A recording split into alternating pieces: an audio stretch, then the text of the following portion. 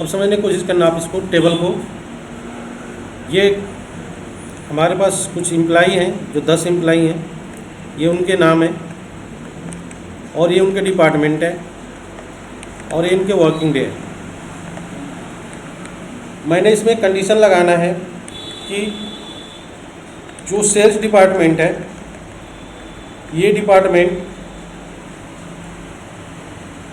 130 दिन से ज़्यादा जो काम किया है उनको इंसेंटिव मिलना चाहिए। तो अब हमें यह देखना है कि इन लोगों में कौन कौन लोग इंसेंटिव के पात्र हैं, इंसेंटिव के हकदार हैं। तो उसके लिए हम लोग यहाँ पे फार्मूला लगाएंगे इफ़ और एंड का। तो फार्मूला लगा रहे equal to if open bracket और फिर लगाएंगे एंड ओपन ब्रैकेट। पहला लॉजिक दे रहा हूँ कि ये डिपार्टमेंट, ये जो लिखा हुआ है, ये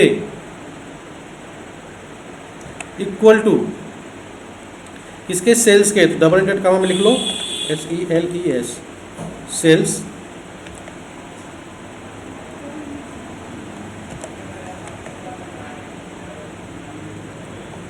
कॉमा, फिर ये वर्किंग डे, ये क्या दूसरा कंडीशन है, ग्रेटर देन इक्वल टू इसके 130 दिन है, तो ब्रैकेट बंद करो इसको और कामा है तो डबल इंडेड कामा में लिख दो S, मतलब इसके पात्र हैं, ठीक है।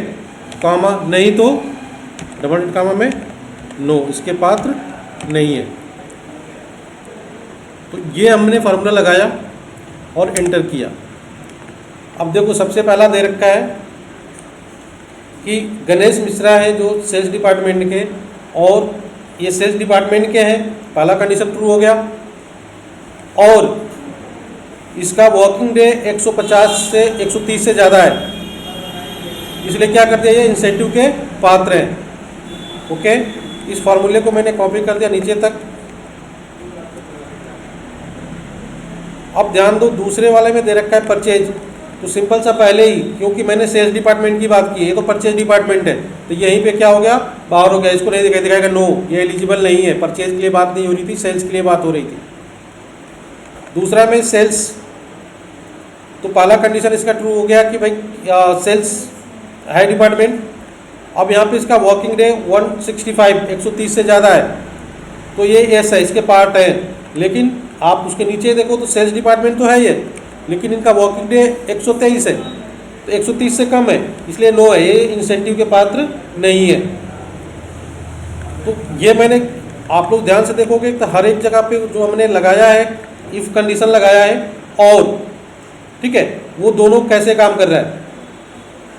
तो इस चीज़ को आप लोग ध्यान से देखेंगे तो समझ में आएगा मैंने किया क्या है। मैंने कंडीशन लगाया है, फिर से एक बार बता देता हूँ, मैंने क्या लगाया, कंडीशन लगाया है। कौन सा कंडीशन लगाया है, इफ़ और एंड का। और कौन से केस में इफ़ और एंड का कंडीशन लगाया है कि हमारी लिस्ट है, उस लिस्ट में से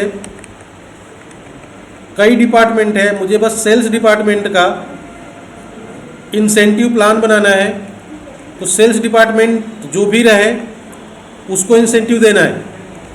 लेकिन उसमें कंडीशन है हमारा कि सेल्स डिपार्टमेंट होना चाहिए और साथ में सेल्स डिपार्टमेंट का वर्किंग डेज 130 के बराबर या उससे बड़ा होना चाहिए। तो मैं ये देखना चाहता हूँ कि कौन कौन लोग इसके एलिजिबल हैं, इस कैंडिडेट में से जिसको इंसेंटिव मिलना चाहिए। तो उसके लिए मैंने ये फार्मूला लगाया इफ़ और एंड। फिर से मैं इस फार्मूले पे एक बार लगा रहा हूँ, ध्यान से देख लेना। If open bracket and, open bracket and का लॉजिक वन, मेरा लॉजिक वन है कि ये जो डिपार्टमेंट है, इस सेल में जो भी डिपार्टमेंट है वो इक्वल टू हमारे sales department, double bracket comma में लिखेंगे, सेल्स डिपार्टमेंट के हो, और वर्किंग डे इक्वल टू या ग्रेटर देन 130 डेज हो। तो ये क्या दे, अगर ये कंडीशन दोनों ट्रू है तो एस दे, अगर नहीं तो नो शो कर दे, मतलब ये इसके एलिजिबल नहीं है। तो ये ब्रैकेट क्लोज किया और एंटर बटन दबा दिया, तो ये हमारा फार्मूला लग गया। मैंने क्या किया, ऊपर के फार्मूले को मैंने नीचे तक कॉपी कर दिया, ये हमने अपने, आप लोग जानते हो। तो ये मैंने एक फार्मूला लगा करके मैंने ये निकाल दिया। तो इफ़ और एंड, इफ़ एंड फार्मूला एक साथ कैसे काम करता है ये आप लोगों को मैंने यहाँ पे क्लियर कर दिया।